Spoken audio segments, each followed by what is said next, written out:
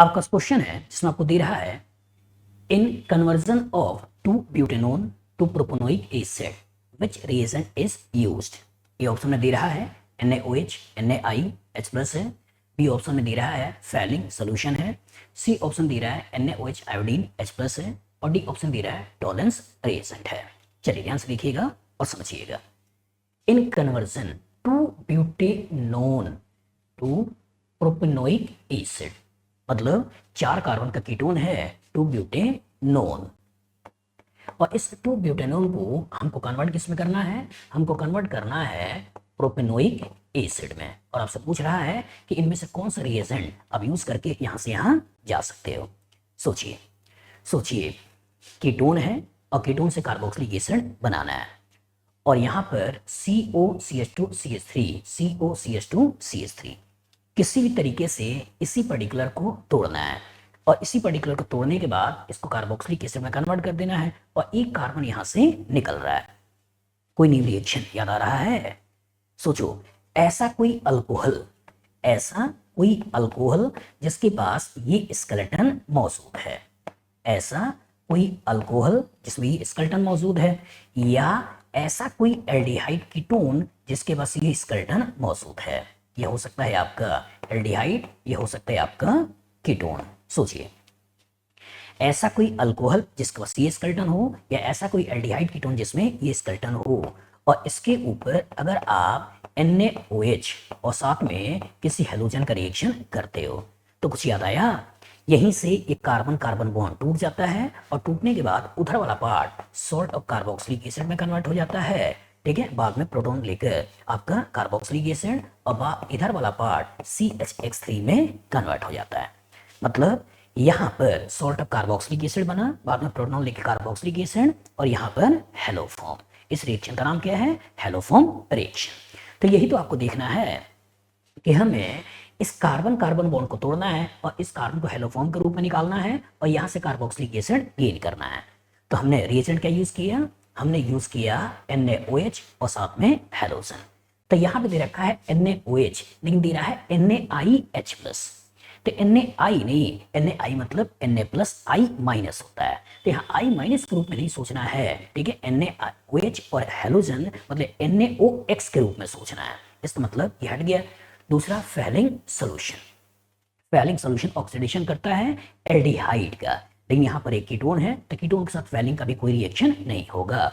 तीसरा बोल रहा है NaOH आयोडीन H+, यही है NaOH आयोडीन, इसके कोरस्पॉन्डिंग सॉल्ट कार्बोक्सिलिक एसिड बन जाएगा, और बाद में H+ डालोगे तो इसको कार्बोक्सिलिक एसिड में कन्वर्ट कर देगा। यही हमको लेना है। और चौथा जो बोल रहा है वो बोल रहा है टॉलेंस रिएजेंट। तो टॉलेंस रिएजेंट भी हम यूज करते हैं एल्डिहाइड के लिए, और एल्डिहाइड का ऑक्सीडेशन करके इसको कार्बोक्सिलिक एसिड में कन्वर्ट करता है। तो दैट मींस इसे भी हटाना है। तो कॉन्सेप्ट एकदम क्लियर रखिएगा बेटा कि कभी कभी ऐसा हो सकता है कि स्ट्रक्चर बना हुआ ना हो, नाम हो, और नाम से दूसरे नाम वाले कंपाउंड तक जाना हो। तो जो नाम हो तो पहले नाम से उसका स्ट्रक्चर बनाइए, स्ट्रक्चर बनाने के बाद सोचिए कि चेंज कहां पर करना है, और जो चेंज कहां पर करना है ये क्लियर हो जाएगा, तो क्वेश्चन में क्लियर हो जाता है कि कौन सा रिएजेंट डालकर आप यहां से यहां जा सकते हो। बताओ, फ्यूचर इस तरह का क्वेश्चन आएगा, लगा लोगे? गुड। आपके पास क्वेश्चन है जिसमें दे रहा है इन रिएक्शन CH3CHO HCN के साथ रिएक्शन है, और इसके कोरस्पॉन्डिंग CH3CHOH CN साइनोहाइड्रीन बना रखा है। फिर वाटर के द्वारा रिएक्शन करके CH3CHOH COOH alpha hydroxy carboxylic acid बना रखा है। अब पूछ रहा है एन एसिमेट्रिक सेंटर, यहाँ पे एसिमेट्रिक सेंटर भी है। ठीक है, इस generated the acid obtained would be, जो एसिड हमें मिला है वो क्या होगा? पहला कह रहा है L आइसोमर होगा, दूसरा कह रहा है D आइसोमर होगा, तीसरा कह रहा है कि 20% D होगा, 80% L होगा, और चौथा कह रहा है 50% D होगा, 50% L होगा। सोचिएगा, एनालाइज करिएगा। In reaction of CH3CHO, in the reaction of CH3CHO with HCN, with HCN, तो है क्या? एक न्यूक्लियोफिलिक एडिशन रिएक्शन है। होगा क्या? ये HCN सबसे पहले आयनाइज हो जाएगा, और आयनाइज होके ये बना लेगा H+ और साथ में बना देगा CN-, ये तो बनाएगा। और जो एक बार न्यूक्लियोफाइल का जनरेशन हो गया तो यही न्यूक्लियोफाइल कार्बोनिल के ऊपर अटैक कर देगा। तो दैट मीन्स आपके पास CH3CHO है, और इसी CN- के द्वारा इसके ऊपर अटैक करना है।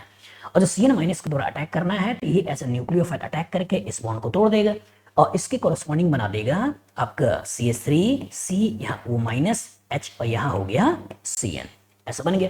अगले स्टेज में ये जो H प्लस है इसी H प्लस को ये O माइनस ले लेगा और जो O माइनस ले लेगा तो इसके कोरस्पॉन्डिंग बन जाएगा CH3 C, यहाँ हो गया OH, ये H और यहाँ हो गया आपका Cn, ये बन गया साइनोहाइड्रीन। और अगले स्टेज में बोल रहा है कि वाटर के द्वारा रिएक्शन करना है, तो वाटर करेगा क्या, वाटर इस साइनाइड की हाइड्रोलिसिस कर देगा। मतलब अगर कभी कहानी के अंदर साइनाइड है और इसके ऊपर अगर आपने वाटर का रिएक्शन करा दिया कैटालाइज करने के H+, तो ये कार्बन नाइट्रोजन ट्रिपल बॉन्ड को तोड़ देता है और यहाँ हो गया OH, ये H, यहाँ हो गया OH, ये H, यहाँ हो गया OH और ये H, ऐसे टूट गया।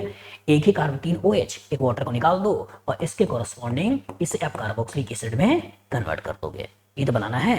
तो यहाँ भी साइनाइड को कार्बोक्सिलिक एसिड में कन्वर्ट कर दो, तो यहाँ से हो गया CH3, ये हो गया आपका OH, ये हो गया H और ये हो गया COOH, यही आपको यहाँ पर दे रहा है।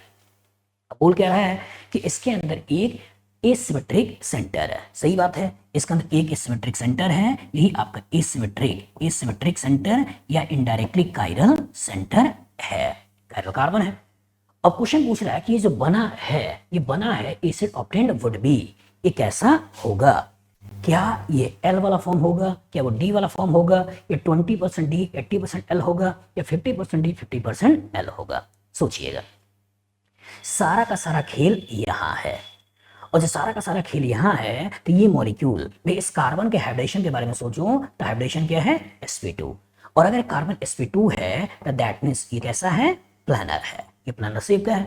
और जो प्लानर शेप का है तो Cn माइनस ऊपर से अटैक कर सकता है और Cn माइनस नीचे से भी अटैक कर सकता है। तो जो Cn माइनस ऊपर से अटैक किया तो एक केस और Cn माइनस दूसरी तरफ से अटैक किया तो दूसरा केस। तो चूंकि मॉलिक्यूल प्लानर है तो इक्वल पॉसिबिलिटी है इधर से भी आने की और इक्वल पॉसिबिलिटी है कि न्यूक्लियोफाइल इधर से भी आ जाए।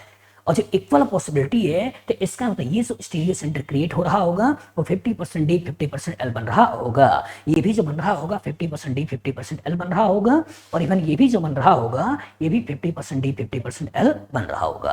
तो दैट मीन्स जो आंसर निकल के आता है वो आंसर क्या हो जाएगा, D, कि 50% D है और 50% L है। तो याद रखिएगा कि अगर कभी sp2 कार्बन होता है और इसके ऊपर न्यूक्लियोफाइल का अटैक करते हैं और कॉरस्पॉन्डिंग अगर कायरलिटी क्रिएट हो रही होती है तो इसका मतलब बराबर अमाउंट में 50% D को सोचा जाता है। इंपॉर्टेंट ये भी है कि इधर कभी नया स्टीरियो सेंटर, यहाँ अगर पहले से स्टीरियो सेंटर हो और एक नया क्रिएट हो रहा हो तो उस केस में पेयर ऑफ इनेंसमर की जगह पेयर ऑफ डायस्टेरियोमर भी बन सकता है। तैयार रहिएगा, एक ही स्टीरियो सेंटर क्रिएट हो रहा है पेयर ऑफ इनेंसमर बनेगा, एक पहले से होता नया क्रिएट हो रहा है तो पेयर ऑफ डायस्टेरियोमर्स बनता। बताओ फ्यूचर इस तरह का क्वेश्चन आएगा, लगा लोगे, गुड। आपका क्वेश्चन है जिसमें दे रहा है the aldol condensation of acetaldehyde result in the formation of, A option है CH3CO CHOH CH3 है, बी ऑप्शन है CH3CHOH CH2 CHO है, सी ऑप्शन है CH3CH2 CHOH CHO है और यहाँ डी ऑप्शन है CH3CH2OH और साथ में CH3COOH है। एनालाइज करिए, the aldol condensation of acetaldehyde, aldol condensation, aldol condensation क्या होता है, एल्डोल कंडेंसेशन का डेफिनेशन था कि एल्डिहाइड हैविंग अल्फा हाइड्रोजन, और जो एल्डिहाइड हैविंग अल्फा हाइड्रोजन ले रहे हो ये आपसे यही एसिटाल्डिहाइड की बात में यहाँ कर रहा है, ये 0 कार्बन या अल्फा कार्बन। तो सबस्ट्रेट क्या है, सबस्ट्रेट है aldehyde, aldehyde having alpha hydrogen on treatment with base, आपने यहाँ NaOH के द्वारा रिएक्शन करा दिया। तो when aldehyde having alpha hydrogen on treatment with base first gave beta hydroxy aldehyde, first gave beta hydroxy aldehyde which later loses a water molecule to give alpha beta unsaturated aldehyde as a product। इस reaction को जो नाम देते हैं वो नाम क्या देते हैं, एल्डोल कंडेंसेशन। लेकिन ध्यान से देखिए यहाँ कंडेंसेशन का कोई भी प्रोडक्ट लिखा हुआ नहीं है, जब डबल बॉन्ड का फॉर्मेशन नहीं है तो मान के चलिए कि एल्डोल रिएक्शन की बात वो कर रहा है। अच्छा, एल्डोल रिएक्शन की बात कर रहा है तो कहानी के अंदर एल्डिहाइड है साथ में अल्कोहल है, दैट मींस एल्डोल की बात हो रही है। अच्छा, एल्डोल की बात हो रही है तो 0 अल्फा बीटा मतलब beta hydroxy, beta hydroxy aldehyde, beta hydroxy aldehyde की बात हो रही है। तो इसी को देखिए, तो ये आपका हो गया कीटोन, दैट मीन्स इसे भूल जाइए, यहाँ पे आपके पास 0 ये हो गया अल्फा, ये हो गया बीटा, बीटा हाइड्रोक्सी एल्डिहाइड, यही आपका बीटा हाइड्रोक्सी एल्डिहाइड, यही हमारा आंसर है। सी में बोल रहा है इस 0 और ये अल्फा, अल्फा हाइड्रोक्सी एल्डिहाइड है, और डी में बोल रहा है अल्कोहल है और एसिड है, दैट मीन्स भूल जाइए। तो डेफिनेशन एकदम क्लियर रखिए बेटा, डेफिनेशन एकदम क्लियर रखिए कि एल्डोल कहां से आया है, aldehyde plus all, ald plus all मतलब एल्डोल। तो शुरू में जो डिफाइन किया गया था, तो यह डेफिनेशन दिया था कि aldehyde having alpha hydrogen on treatment with base first give beta hydroxy aldehyde which later loses a water molecule to give alpha beta unsaturated aldehyde as a product. लेकिन बाद में देखा गया कि कीटोन के साथ भी ये वैलिड है, इसलिए मॉडर्न टर्म्स में अब जो डेफिनेशन देते हैं वो डेफिनेशन क्या है, एल्डिहाइड और ketone having alpha hydrogen, aldehyde और ketone having alpha hydrogen on treatment with base first give beta hydroxy aldehyde और ketone which later loses a water molecule to give alpha beta unsaturated aldehyde और ketone as a product. This reaction is called as, क्या बोलना है, aldol condensation. तो बताइए future में इस तरह का क्वेश्चन आएगा, लगा लोगे, गुड। आपके पास क्वेश्चन है जिसमें दे रहा है the product formed in aldol condensation is, A option है एन अल्फा हाइड्रोक्सी एल्डिहाइड और कीटोन, बी ऑप्शन है an alpha beta unsaturated ester, C option है a beta hydroxy acid, D option है अ बीटा हाइड्रोक्सी एल्डिहाइड और beta hydroxy ketone. चलिए सोचिएगा, question क्या है, the product form in the aldol condensation is, the aldol condensation definition अच्छी तरह दिमाग में बैठा लो कि एल्डोल कंडेंसेशन, कंडेंसेशन क्या होता है, दिमाग में बैठाइए।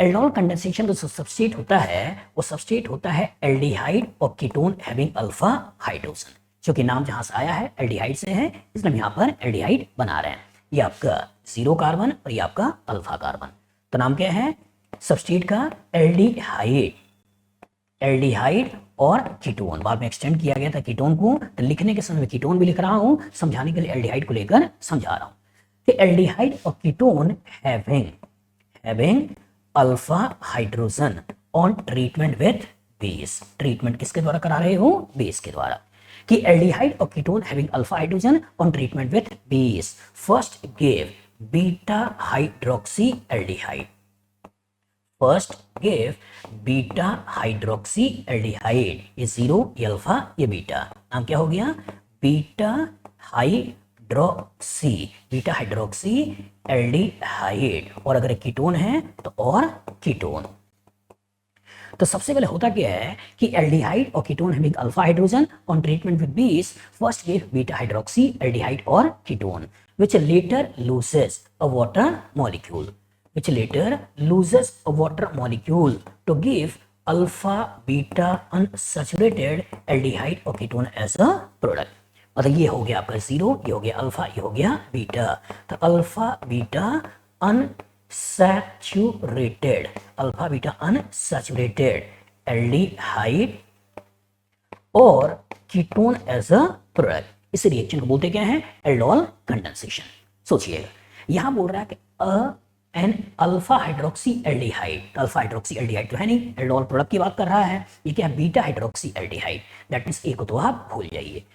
बी में बोल रहा है कि an alpha beta unsaturated ester, ester है नहीं, एल्डिहाइड और कीटोन सोचना है, दैट मींस इसे भी भूल जाइए। और बीटा हाइड्रोक्सी एसिड, एसिड तो है नहीं, एल्डिहाइड कीटोन है, भूल जाइए। और चौथा है beta hydroxy, beta hydroxy aldehyde, beta hydroxy aldehyde और बीटा हाइड्रोक्सी कीटोन, ये भी आर कर दें तो कीटोन, ये हमारा आंसर है। तो जो क्वेश्चन बोल रहा है एल्डोल कंडेंसेशन, और कंडेंसेशन मतलब यहां से यहां आना था, लेकिन चूंकि ऑप्शन में कहीं भी अल्फा बीटा अनसैचुरेटेड एल्डिहाइड की बात नहीं हो रही है, तो मान के चलना है कि एल्डोल रिएक्शन की बात कर रहा है, और एल्डोल रिएक्शन के कोरोस्पॉन्डिंग जो आपका आंसर है इसको हमको रिपोर्ट करना है। लेकिन कभी क्वेश्चन में कंडेंसेशन लिखा हो और ये दोनों ऑप्शन मौजूद हो, तो कंडेंसेशन का प्रोडक्ट ये सोचना है ये आपका एल्डोल है और ये एल्डोल कंडेंसेशन है। बस में आगे, तो फ्यूचर में अगर इस तरह का क्वेश्चन आएगा लगा लोगे, गुड। आपका क्वेश्चन है जिसमें दे रहा है the Cannizzaro's reaction is not given by. A option है a tri ethyl acetaldehyde, B option है एसिटल्डिहाइड, सी ऑप्शन है बेंजल्डिहाइड और डी ऑप्शन है फॉर्मल्डिहाइड। चलिए सोचिएगा। The Cannizzaro's reaction is not given by, not given by, तो पहले हम कैनिजारो को सोच लेते हैं कि कैनिजारो रिएक्शन होता क्या है। जैसे हम बात करते हैं कैनिजारो रिएक्शन की, जब हम बात करते हैं किसकी, कैनिजारो रिएक्शन का, तो कैनिजारो रिएक्शन का जो सबस्ट्रेट होता है बेटा, वो सबस्ट्रेट क्या होता है, एल्डिहाइड विदाउट अल्फा हाइड्रोजन। तो एल्डिहाइड विदाउट अल्फा हाइड्रोजन, जैसे सबसे छोटा एल्डिहाइड हमने कौन से ले लिया, फॉर्मल्डिहाइड। तो aldehyde without alpha hydrogen on treatment with base undergoes redox reaction to give salt of carboxylic acid, to give salt of carboxylic acid and alcohol. This reaction is called as Cannizzaro reaction. मतलब ये aldehyde लोगे जिसका alpha hydrogen नहीं होगा तो उसका oxidation होगा और ऑक्सीडेशन होकर सॉल्ट ऑफ कार्बोक्सिलिक एसिड बना देगा और इसका रिडक्शन होगा और रिडक्शन के कॉरस्पॉन्डिंग अल्कोहल बना देगा। इस रिएक्शन को बोलते हैं कैनिजारो रिएक्शन।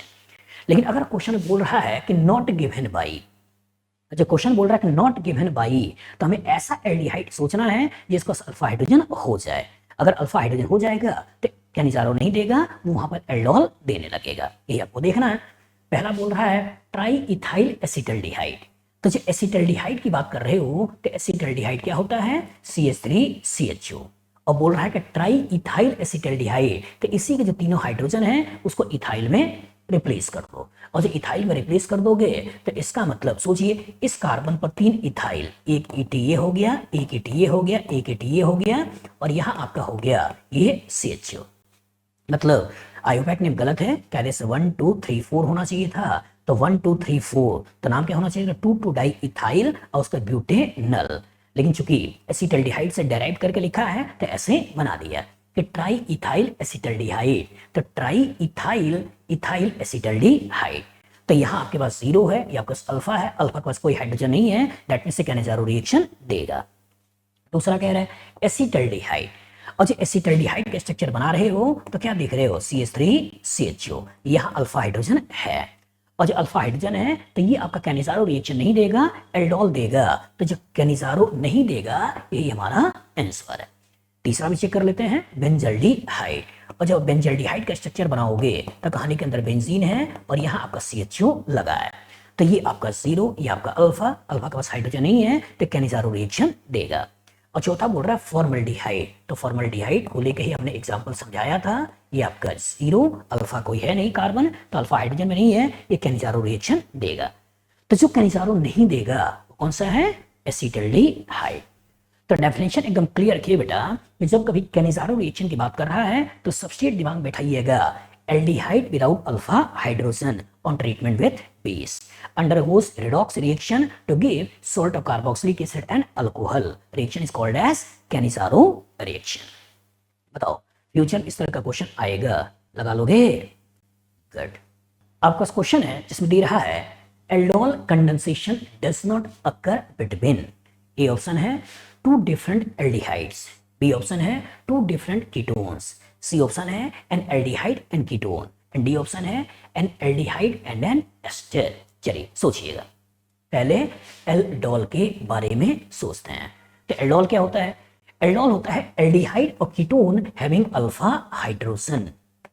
कहानी के अंदर किरदार क्या है कि एल्डिहाइड, ये होगा क्या, एल्डिहाइड और कीटोन, एल्डिहाइड और ketone having alpha hydrogen. Aldehyde और ketone having alpha hydrogen on treatment with base first gave beta hydroxyaldehyde, first gave beta hydroxyaldehyde or ketone which later loses a water molecule to give alpha beta unsaturated aldehyde or ketone as a product. सोचिए हम बार बार use क्या कर रहे हैं, हम use करें aldehyde और ketone having alpha hydrogen, यहां भी क्या बोल रहे हैं बीटा हाइड्रोक्सी एल्डिहाइड और कीटोन, यहां भी क्या बोल रहे हैं अल्फा बीटा अनसैचुरेटेड एल्डिहाइड और कीटोन। मतलब कि जो एल्डोल कंडेंसेशन का सबस्ट्रेट होता है वो हमेशा एल्डिहाइड कीटोन होता है, तो जो एक ही है और इसी जैसा ही दूसरे के साथ रिएक्शन करते हैं उसको बोलते हैं आपका सेल्फ एल्डोल। लेकिन दो अलग अलग एल्डिहाइड है या एक एल्डिहाइड एक कीटोन है या दो अलग अलग कीटोन है, उनके बीच में अगर रिएक्शन हो रहे हैं उसको बोलते हैं क्रॉस एल्डोल। तो इसका मतलब अगर बोल रहा है कि टू डिफरेंट एल्डिहाइड हम करा सकते हैं, वो होगा क्या, क्रॉस एल्डोल। यहाँ टू डिफरेंट कीटोन्स हम करा सकते हैं, होगा क्या, क्रॉस एल्डोल। यहाँ एल्डिहाइड एंड कीटोन, ये भी होगा क्या, क्रॉस एल्डोल। लेकिन यहाँ अगर बात कर रहे हैं कि एल्डिहाइड एंड एस्टर, एस्टर देकर क्वेश्चन पूछ रहा है, तो एस्टर के साथ हमको एल्डोल कंडेंसेशन नहीं कराना है। तो नहीं कराना है तो जो आंसर निकल के आया वो कौन सा है, डी। तो मैक्सिमम क्वेश्चन तो डेफिनेशन ओरिएंटेड होता है, मैक्सिमम क्वेश्चन डेफिनेशन ओरिएंटेड होता है। अगर डेफिनेशन प्रॉपर तरीके से क्लियर है तो बड़े आराम से क्वेश्चन तक पहुंच जाते हो और आंसर निकाल लेते हो। तो हमेशा दिमाग में बैठाइए कि जो एल्डोल की बात हो रहा है तो एल्डिहाइड और ketone having alpha hydrogen treatment with base first gave beta hydroxyaldehyde or ketone which later loses a water molecule to give alpha beta unsaturated aldehyde or ketone as a product। बताओ future इस तरह का question आएगा, लगा लोगे, good. आपके पास question है जिसमें दे रहा है the Klaassen condensation reaction is given by, A option है एस्टर, बी ऑप्शन है एल्डिहाइड, सी ऑप्शन है एराइल क्लोराइड और डी ऑप्शन है एल्डिहाइड फॉर्मल्डिहाइड। सोचिए सोचिए, क्लेसन कंडेंसेशन। तो क्लेसन कंडेंसेशन का जो डेफिनेशन मैंने दिया होगा वो क्या बोला होगा, हमने बोला होगा ester having alpha hydrogen.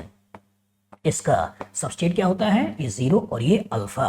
Substrate क्या है, सबस्टेट है ester having alpha hydrogen on treatment with alkoxide, on treatment with alkoxide gave beta keto ester as a product, gave beta keto ester as a product। ये zero, ये alpha और ये beta, नाम क्या हो गया, beta keto ester, ester as a product. Reaction is called as Claisen condensation.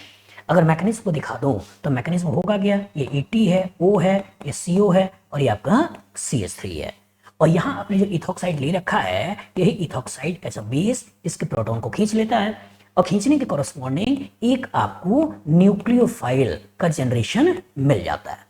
और जो न्यूक्लियोफाइल का जनरेशन हो गया और कहानी के अंदर इस तरह के और भी एस्टर उस रिएक्शन कंटेनर में मौजूद हैं, तो होगा क्या, यही ऐसे न्यूक्लियोफाइल यहाँ अटैक करेगा, पहले बॉन्ड टूटेगा, फिर यहाँ से OET निकल जाता है और निकलने के बाद फाइनली क्या बन गया, ये बन गया CH3, ये हो गया आपका CO और इस कार्बन को इस कार्बन से मिला दो तो ये हो गया CH2, ये हो गया आपका CO, ये हो गया OET, ये बना दिया, ये हो गया zero alpha beta, beta keto ester.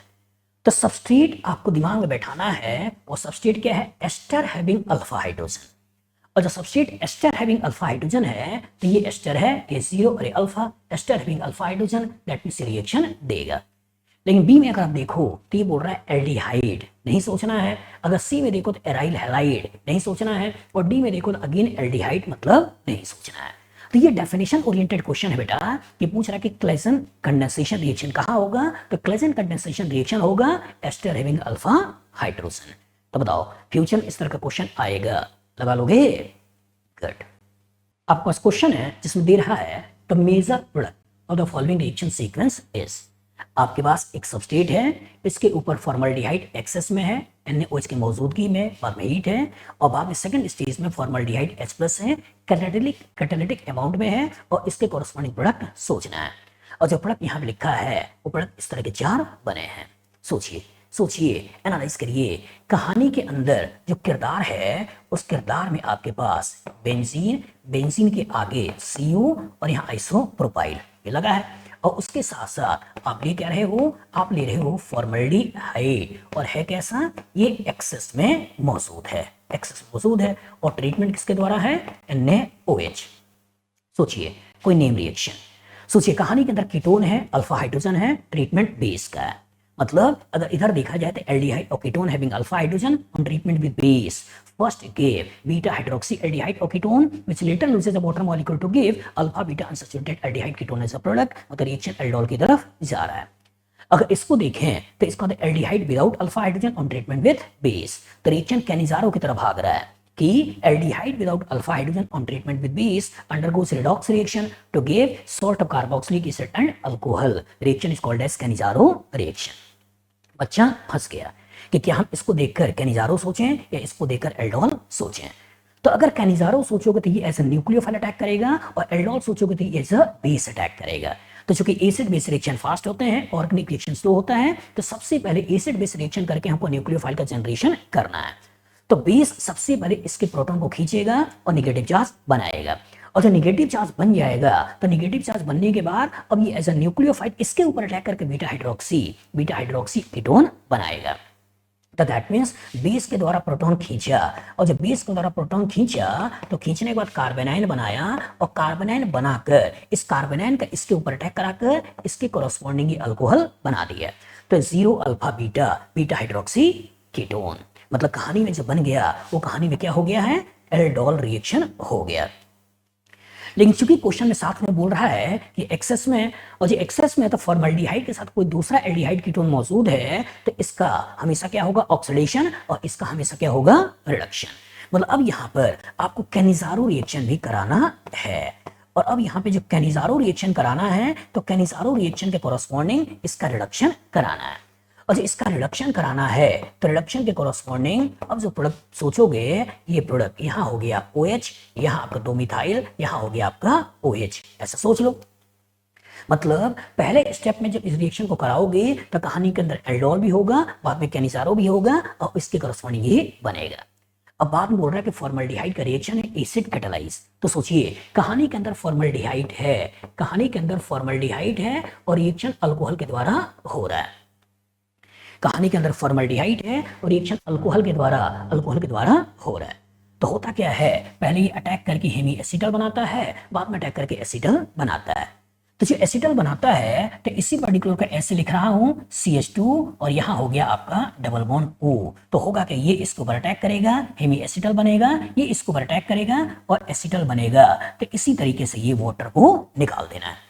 अच्छा, वाटर को निकाल देना है तो इसके कोरस्पोंडिंग क्या बना, इस बेंजीन में तो कोई अंतर है नहीं, इधर आप इसके द्वारा कनेक्टेड थे, इसमें भी कोई अंतर है नहीं, ये आपका O था, ये आपका O था, और ये आपका CH2 ऐसे कनेक्टेड था।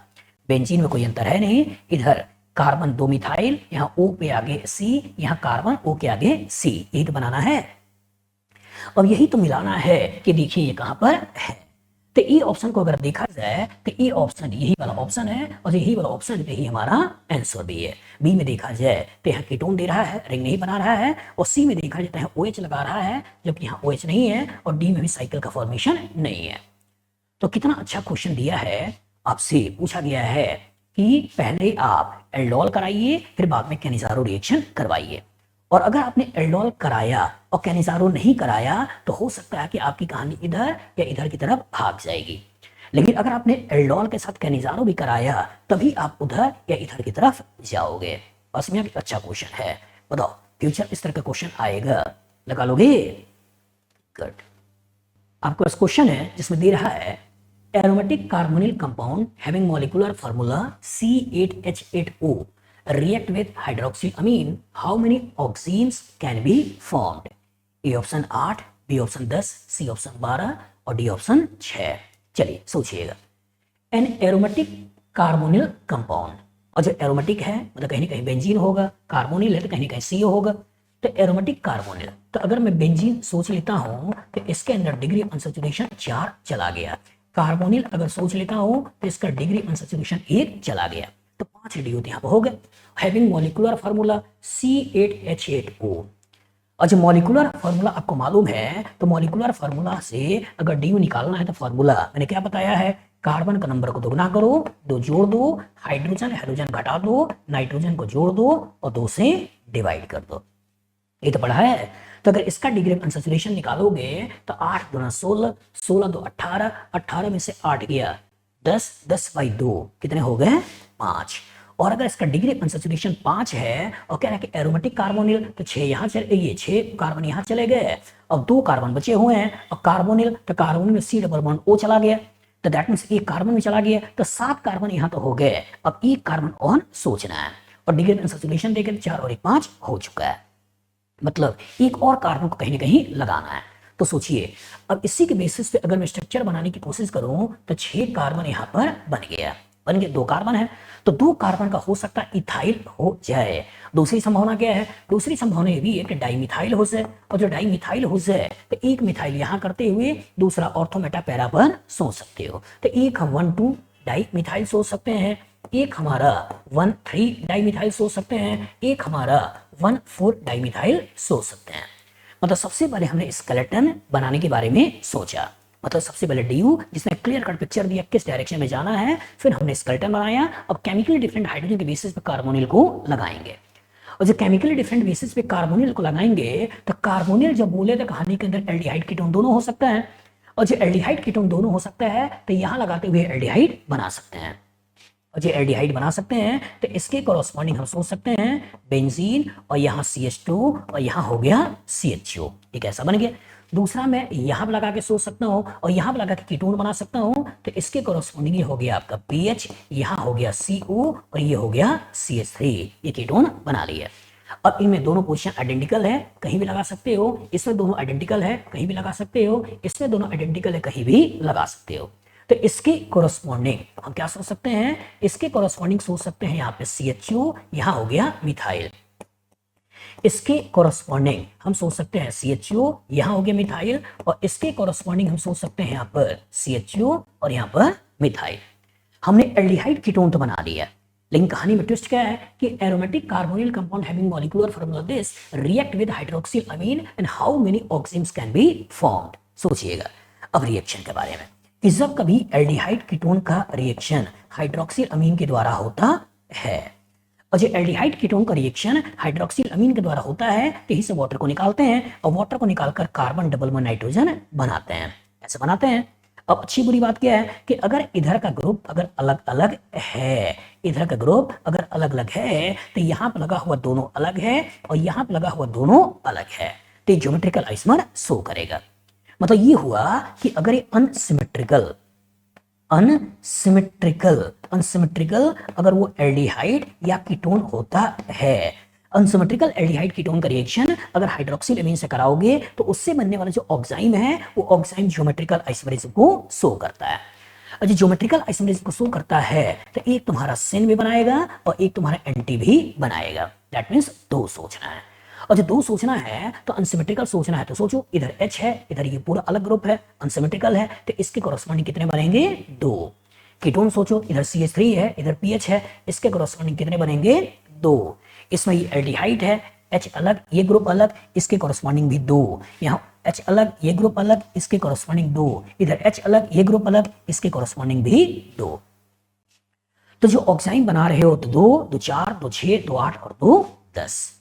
तो 10 का नंबर हमको सोचना है, तो ये ऑप्शन बोल रहा है 8, बी ऑप्शन बोल रहा है 10, सी बोल रहा है 12 और डी बोल रहा है 6। तो 2, 2 4, 2 6, 2 8 और 2 10। बताओ फ्यूचर में इस तरह का क्वेश्चन आएगा, लगा लोगे ये? गुड। आपका क्वेश्चन है जिसमें दे रहा है for the given reaction F phenyl CH2Br magnesium di ether का रिएक्शन है, इसके कोरस्पोंडिंग ए बना है, फिर बाद में एसिटाल्डिहाइड वाटर एस्पर्स का रिएक्शन है, इसके कोरस्पोंडिंग बी बना है। अब पूछ रहा product B is, A option कुछ ऐसे बना है, बी ऑप्शन ये है, सी ऑप्शन ये है, डी ऑप्शन ये है। सोचिए कहानी के अंदर एक बेंजीन है और बेंजीन पे एक तरफ फ्लोरीन लगा है और एक तरफ CH2Br लगा है, और कहानी में जो किरदार है वो किरदार किसका है? मैग्नीशियम का है और ड्राई ईथर। सोचो कहानी के अंदर अल्काइल हैलाइड है, कहानी के अंदर एराइल हैलाइड है, कहानी के अंदर मैग्नीशियम है, कहानी के अंदर ईथर है। सोचिए अल्काइल हैलाइड या aryl halide, magnesium dry ether, किसी का प्रिपरेशन याद आ रहा है? किसका प्रिपरेशन याद आ रहा है? ग्रिग्नार्ड रिएजेंट का। तो यहाँ पे सिंगल बॉन्ड कैरेक्टर है, इसको तोड़ना आसान है, लिविंग ग्रुप भी अच्छा है, और यहाँ पार्शियल डबल बॉन्ड कैरेक्टर है, तोड़ना डिफिकल्ट है। और जो इसको तोड़ना आसान है तो इसी के बीच में मैग्नीशियम इंसर्ट होगा, और इसी के बीच में मैग्नीशियम इंसर्ट होगा तो इसके कोरस्पॉन्डिंग हम ग्रिग्नार्ड रिएजेंट बनाएंगे, और जो ग्रिग्नार्ड रिएजेंट बनाएंगे तो RMgX ग्रिग्नार्ड रिएजेंट बन गया। अब ये जो ग्रिग्नार्ड रिएजेंट बना है इसी को अपन A बोला है, और इसी का रिएक्शन कर किसके साथ रहा है? एसिटाल्डिहाइड के साथ। और एसिटाल्डिहाइड के साथ कर रहे हैं तो ये Gr एज ए न्यूक्लियोफाइल इसके ऊपर अटैक करेगा, इस बॉन्ड को तोड़ देगा। अच्छा इस बॉन्ड को तोड़ देगा तो यहां से क्या बन गया F, इस फिनाइल में कोई अंतर है नहीं, आपने ऐसे बना दिया। ये CH2 है, ये CH2 इस कार्बन से अटैच हो रहा है जिसमें O माइनस बाद में प्रोटॉन लेकर OH में, और यहां CH3 बन गया। मतलब इस रिएक्शन के कॉरस्पॉन्डिंग सेलेक्टिविटी की बात हो रही है कि जो अल्काइल हैलाइड और एराइल हैलाइड दोनों हो तो किसके बीच में मैग्नीशियम इंसर्शन होगा, और इसके कॉरस्पॉन्डिंग आपको ये बनाना है। और एक बार ये बन गया तो आपका कॉन्सेप्ट एकदम क्लियर होना चाहिए कि ग्रिग्नार्ड रिएजेंट का जो R होता है वो बहुत ही अच्छा बेस और बहुत ही अच्छा न्यूक्लियोफाइल होता है। जो एसिड बेस की संभावना होगी तो एसिड बेस कराइए, और जो एसिड बेस की संभावना नहीं होगी तो न्यूक्लियोफिलिक रिएक्शन कराइए। तो ही as a strong nucleophile carbonyl पे अटैक करेगा और कॉरस्पॉन्डिंग अल्कोहल बना देगा। अब इसी को देख लेना है, यही हमारा बी है। सोचिए ये ऑप्शन ब्रोमीन वाला पार्ट है, भूल जाइए। पीएच इधर फ्लोरीन, फिर इधर CH2, फिर CH पर OH, CH3, यही हमारा आंसर है। इधर देखिए ब्रोमीन को ले रहा है, भूल जाइए, और इस वाले केस में देखिए तो दोनों तरफ रिएक्शन करा रहा है, दैट मींस भूल जाइए। बस में आगे तो कॉन्सेप्ट एकदम क्लियर रखिएगा, कॉन्सेप्ट एकदम क्लियर रखिएगा बेटा कि जब भी कभी अल्काइल हैलाइड और जो एराइल हैलाइड के साथ रिएक्शन कराया जाए तो अल्काइल हैलाइड की रिएक्टिविटी ज्यादा होती है, एराइल हैलाइड की रिएक्टिविटी कम होती है। बताओ फ्यूचर इस तरह का क्वेश्चन आएगा, लगा लोगे? गुड।